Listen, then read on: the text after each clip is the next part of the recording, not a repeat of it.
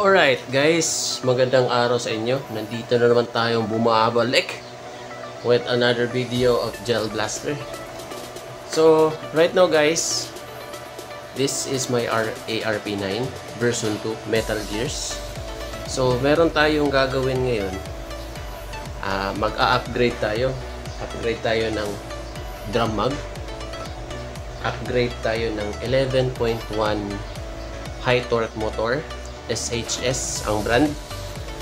So, ito guys, pagkabili ko is long shaft motor siya. So, pumunta ako ng mechanic. Dinala ko yung stock motor ng ARP9 tapos sinabi ko lang na boss, gayahin mo lang to. Ganito ka baba. So, ito, nasunod naman yung gusto ko. So, ito guys. So, ito is 100% air rainbow cylinder tube with cylinder head, green o-ring syempre for air compression, 14 tooth metal ladder, open siya, tapos yung piston head niya mismo, double o-ring. So guys, ito naman is 11.1 volt battery, 200 mAh na siya. Hongji ang kanyang brand, 30C with 31.1 watts. Siyempre M95 spring. So ito guys, paabang na lang sa video kasi magsa-start na tayo ngayon. So, let's go! So, ito guys, set aside muna natin to kasi magdi-disassemble muna tayo. So guys, as you can see, binaklas ko na yung unit na ARP9 version 2 ko. So, ito, inopen ko na siya. So, ready na tayo for upgrades, guys. So, binaklas ko na. Tinanggal ko na yung yung stock parts. Like, ito, tinanggal ko na. Ito din, tinanggal ko na. Yung motor, tinanggal ko na. So, as you can see, here in the left is yung i-upgrade natin. Ito, guys, ipapakita ko. Fit na siya. Ito, guys. Fit na fit. Kasi yung ARP9 guys na motor is bihira mo lang siya mabibili. Limited stock lang siya. Hindi kasi siya katulad ng ibang motor na may short, may long. Ito is nasa mid class. Nasa gitna siya mismo. So meron naman kayong mabibili na 11.1 high torque and high speed motor sa Shopee. So, search nyo lang guys, ARP9 11.1 high torque motor. So, makikita nyo naman dun. Makikita nyo na dun. So, upgrade guys, green o-ring. Kasi yung stock nito is, I'm not sure kung considered as, ano na to, graded one. So, papalitan natin mismo ng green o-ring.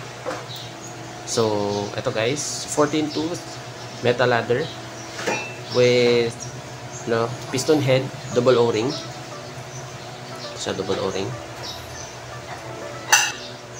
and then 100% air cylinder rainbow tube, and then yung cylinder head niya na aluminum na mismo. So let's go guys, let's start now, and 1, 2, 3, let's go. So yung uunahin natin guys is yung ano niya mismo dito, cylinder tube. So ngayon makikita niyo naman na stock pa si tappet, return spring, saka si nozzle. So di ko to papalitan kasi okay pa naman to, okay naman ang performance nito. So ito guys, ano ko na, sasalpa ko na. So, di ako mag-worry kasi ito, yung loob nito mismo is naka-lubricant na. So, ano na siya guys, may slide na siya guys. So, ito, tatanggalin ko muna to. Wide open muna natin to. Sa nga pala, yung size nito guys ha, kung may bala ko yung bumili, 24.2.4 yung size mismo ng O-ring para sa piston racket. Ulitin ko, 24.2.4. Yan yung size niya. So ito guys, mapapansin nyo, hindi siya agad mapasok-pasok kasi malaki yung green O-ring. So which is good kasi pag pinasok mo na siya dito, wala na siyang hangin na lalabas. Yan yung kinagandahan. So ito, papasok ko na. Ito guys, makikita nyo yung ano guys. Hindi na siya basta-basta bumaba. Yun yung maganda na part. Kasi which means maganda na siya kasi yung loob niya is naka-tight sealed air. So, di na ako ma-worry guys kasi maganda na talaga tong ano niya, yung green O-ring.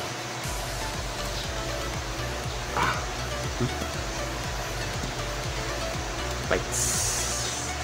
Ito guys, since natanggal siya, lalagyan natin ng Teflon. Kasi, yung Teflon is one of the most trusted na para sa plumbing.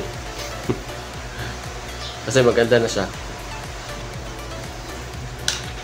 So ito guys, bigyan natin siya ng ano, lagyan natin siya ng Teflon kasi para ma-seal talaga yung sa loob niya, para di siya ano, makalabas yung hangin. So here we have a Teflon. Lalagay natin sa dito guys. Yan. For tight air sealed. So tama-tama lang guys, yung hindi masyadong marami or gaano kakapal. Okay na, at least mga 2 ikot lang. Whoops.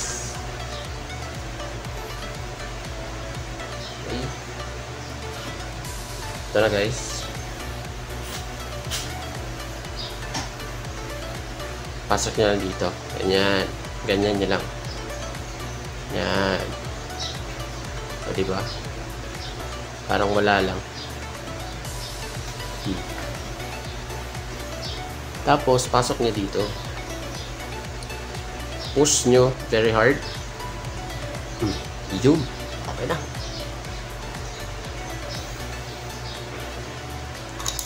Ito guys, I'm sure excited na kayo. Excited na din ako. Ito guys, oh, bumabalik siya guys kasi naka-air sealed siya.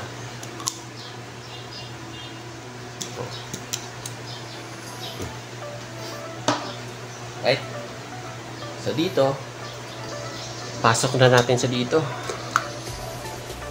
So ito guys, done na tayo. Wala na tayong ibang papalitan kundi ito lang mismo. Yung metal ladder, 14 tooth. Tapos 100% air cylindrical tube. Yung piston head niya, yung cylinder head mismo. So ito guys, pasok na muna natin. So guys, pause, antayin nyo lang ako para assemble ko na lahat. Alright guys, ready na tayo for the motor. Ito na, kunin ko na. And by the way guys, ito yung old stock motor guys na 7.4. Tapos ito yung high torque 11.1 motor. Tignan natin guys kung kakasaba to. Excited na ako guys for the final result. Grabe yung excitement ko.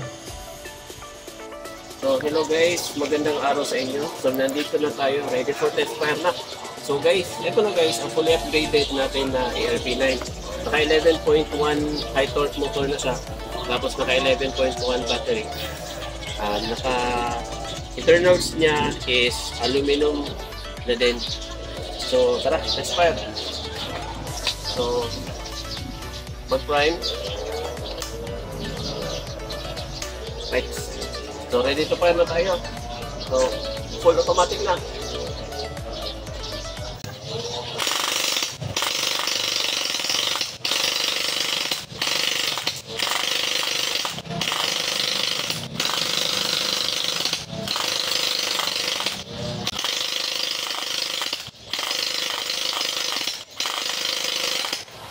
Good. Thank you.